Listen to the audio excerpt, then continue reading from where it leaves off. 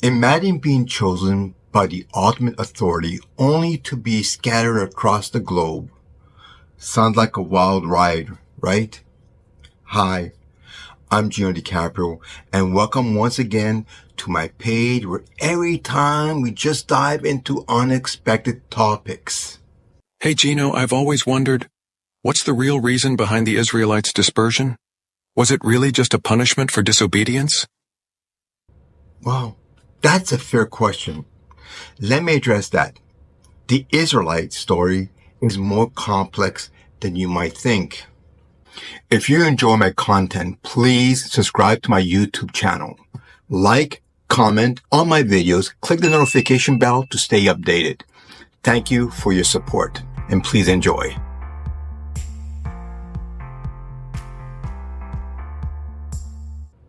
Okay, so let's get back to that question. The Israelite dispersion was not just a punishment, but a strategic move by God to strengthen his firstborn son. As the heavens are higher than the earth, so are my ways higher than your ways, and my thoughts than your thoughts. That's Isaiah 55 verses 9. I received a profound epiphany, which I call the knowing. This revelation straight from God has illuminated the reason behind the Israelites' dispersion to four corners of the world. A lesson in humility. Before destruction, a man's heart is haughty, but humility comes before honor. That's Proverbs 18 verse 12. The Hebrews, having grown confident in God's protection, began to rely solely on divine intervention. They neglected to work in tandem with God, leading to a sense of entitlement and complacency. Consequences and redemption. For I know the plans I have for you, declares the Lord, plans to prosper you and not to harm you, plans to give you hope and a future. I believe that was Jeremiah 29, verse 11. As the kingdom fell to conquest, many Hebrew Jews remained in the promised land, while others were scattered across the globe. The diaspora, though seemingly punitive, served a greater purpose. A test of resilience. The Lord is near to the brokenhearted and saves the crushed in spirit. That's Psalm 34, verse 18. God, in his wisdom, chose to disperse his firstborn son, testing their resolve and strength. Despite being severed from their roots, the Israelites preserved, maintained their tradition, custom, and identity. A prophesied return. For the Lord will restore his people and have compassion on them, and the Lord will answer and say, write the vision, make it plain on tablets, so he may run who reads it. That's Habakkuk 2, verses 14, and Isaiah 46, verse 13. As the Israelites awakened to the true significance and the world's animosity towards them, they will begin the gradual return to their homeland. A beacon of hope. For you are a people holy to the Lord your God. The Lord your God has chosen you out of all the peoples on the face of the earth to be his people, his treasured possession. That Deuteronomy chapter 7, verses 6. The Israelite journey served as a testament to the power of resilience and the importance of preserving one's heritage. A misconception corrected. Yet the Lord longs to be gracious to you. Therefore he will rise up to show you compassion.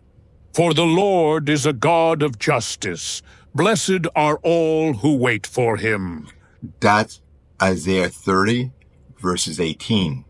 Contrary to popular belief, the Israelite dispension was not a punishment for disobedience, Rather, it was a strategy moved by God to strengthen his firstborn sons.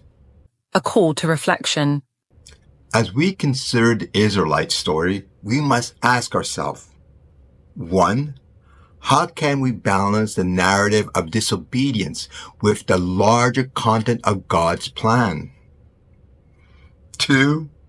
What role does resilience play in our own lives and communities?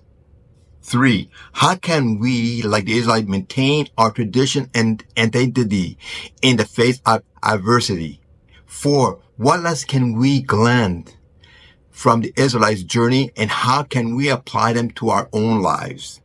May these questions inspire us to diverse deeper into the complexity of the Israelite stories and emerge stronger, wiser, and more resilient.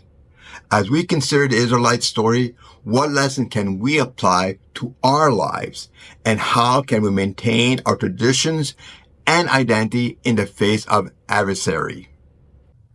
Hey, I want to encourage you to approach every topic we talk about with curiosity and an open mind. Whether it's a lighthearted subject or something deeply controversial, the goal isn't to divide or provoke. It's to explore, think critically, and grow together. Here's how we can do that. First, keep your mind open. Even when a perspective clashes with your belief, consider it. It might just lead to personal growth. Second, take your time to dig into reliable, unbiased sources. The more well-rounded your understanding, the better. And finally, be aware of confirmation bias. The tendency to stick with information that is simply reinforces what you already think. Push yourself to look at opposite viewpoint. You might discover something surprisingly.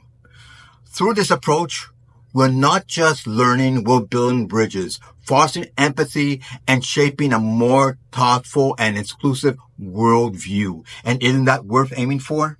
Now, before I wrap up, creating these videos has been a passion of mine, and it takes time, effort, and resources to keep going strong. If you would like to support financially, it'll help me improve the content and keep the project growing. I'm also looking for volunteers ready to collaborate, film, or shape ideas. And if this venture becomes successful, I'll ensure everyone involved shares in a reward. With your permission, I'd love to publicly acknowledge your support and celebrate your contribution. Thanks for watching. I'll see you in the next video.